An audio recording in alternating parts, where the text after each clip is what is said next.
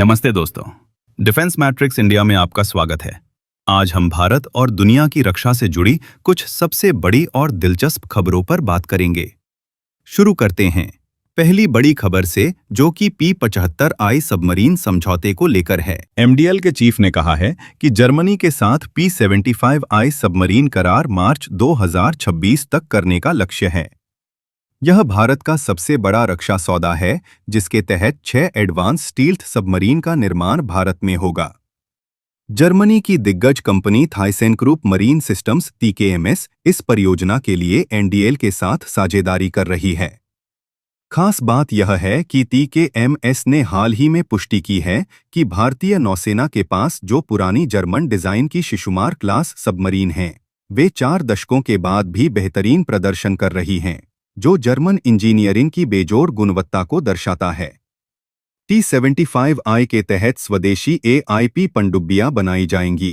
सौदे के बाद पहली सबमरीन 7 से 8 साल में आने की उम्मीद है, जो नौसेना की पानी के भीतर की ताकत को अभूतपूर्व रूप से बढ़ाएगी।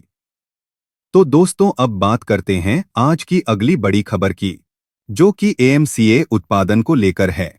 भारत के 5th जनरेशन लड़ाकू विमान advanced medium combat aircraft AMCA के उत्पादन संयंत्र की मेजबानी के लिए कई भारतीय राज्यों में कड़ी प्रतिस्पर्धा चल रही है।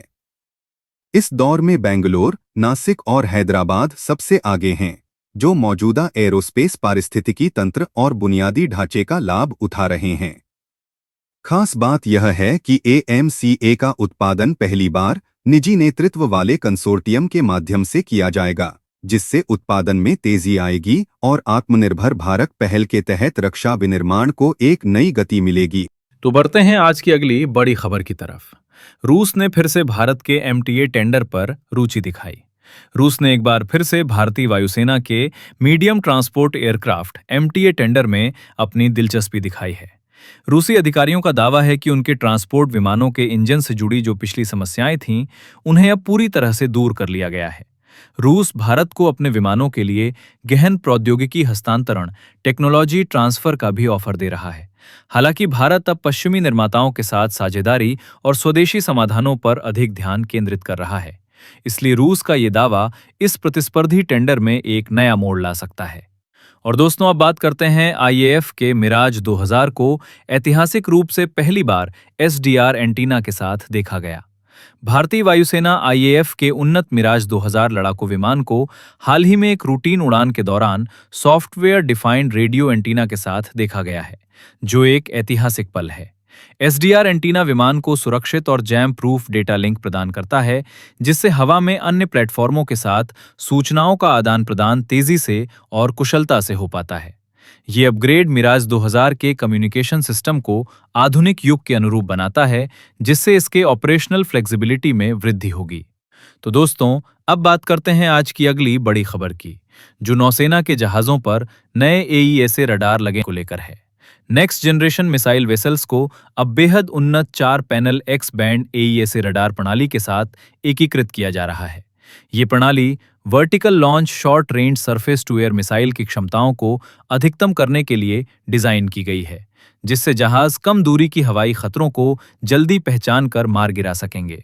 इस महत्वपूर्ण एकीकरण के परीक्षण सफलतापूर्वक पूरे हो चुके हैं और अब इसका बड़े पैमाने पर उत्पादन शुरू हो गया है, जो भारतीय नौसेना की रक्षा क्षमताओं को एक नई ऊंचाई देगा। तो दोस्तों, अगली बड़ी खबर की रशियन Su-57 को स्टेल्थी बनाने के लिए 2 D thrust vectoring control nozzle को शोकेस किया गया है। रूस ने Su-57E का नया रूप दिखाया है। रूस ने हाल ही में अपने अत्याधुनिक Su-57E 5th जनरेशन लड़ाकू विमान का प्रदर्शन किया, जिसमें आयताकार 2 D thrust vectoring control nozzle को दिखाया गया है। आयताकार नोजल पारंपरिक गोल नोजल की तुलना में विमान के रडार क्रॉस सेक्शन RCS को काफी कम करने में मदद करता है, जिससे इसकी स्टेल्थ क्षमता बढ़ती है। भारत लंबे समय से Su-57 के एक विशेष कम RCS वाले वेरिएंट में रुचि रखता रहा है। यह नया प्रदर्शन भारत की उस मांग को पूरा करने की दिशा में एक सकारात्मक कदम हो सकता है, जिससे भारतीय वायुसेना को एक अधिक लो ऑब्जर्वेशन क्षमता वाला 5th जनरेशन फाइटर जेट मिल सके। तो दोस्तों, अगली खबर इंजन से जुड़ी है। सैफरान के 120 kilo Newton engine GEF 414 footprint के अनुरूप होगा। फ्रांस की एरोस्पेस दिग्गज सैफरान द्वारा डीआरडीओ के सहयोग से विकसित किया जा रहा 120 किलो न्यूटन थ्रस्ट का जेट इंजन अमेरिकी जीईएफ 414 इंजन के आकार और लगाव बिंदुओं जैसा रखने का प्रस्ताव है। ये गेम चेंजर साबित होगा क्योंकि ये डिजाइन भारत के आने वाले लड़ाकू विमानों जैसे कि तेजस MK2, advanced medium combat aircraft AMCA और twin engine deck based fighter TEDBF में सीधे और बिना किसी बड़े बदलाव के इंजन अपग्रेड को संभव बनाएगा। इससे नली, इनलेट और माउंटिंग में कम काम होगा। आगे चलकर 130 से 140 किलो न्यूटन तक स्केल करने का रास्ता भी खुलेगा, जिससे कैरियर ऑप्स और सुपर क्रूज जैसी मांगें पूरी होंगी। ये अनुकूलता भविष्य में इन विमानों के प्रदर्शन को आसानी से बढ़ाने और रखरखाव को सरल बनाने के लिए महत्वपूर्ण है।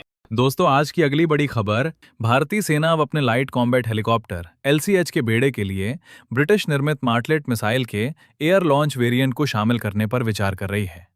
मार्टलेट एक मल्टी रोल मिसाइल है जो अपनी सटीकता और कम वजन के लिए जानी जाती है, जिससे LCH की एंटी एयर और एंटी सरफेस क्षमताएं बहुत बढ़ जाएंगी।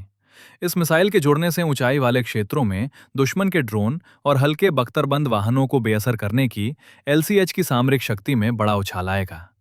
तो दोस्तों, अब बढ़ते हैं अगली खबर की तरफ। नौसेना 24 नवंबर को स्वदेशी पनडुब्बी रोधी युद्धपोत को कमीशन करेगी। भारतीय नौसेना 24 नवंबर को एक महत्वपूर्ण मील का पत्थर हासिल करने जा रही है। इस दिन नौसेना कोचीन शिपयार्ड लिमिटेड द्वारा निर्मित एक स्वदेशी anti submarine warfare shallow watercraft को कमीशन करेगी। ये पोत समुद्र के उथले पानी में पनडुब्बियों का पता लगाने और उन्हें नष्ट करने के लिए डिजाइन किया गया है, जो तटीय रक्षा को मजबूत करने में एक बड़ा कदम है। आज के लिए बस इतना ही। डिफेंस मैट्रिक्स इंडिया में हमारे साथ जुड़ने के लिए धन्यवाद। मिलते हैं अगली बार रक्षा जगत की कुछ और रोमांचक खबरों के साथ। जय हिंद।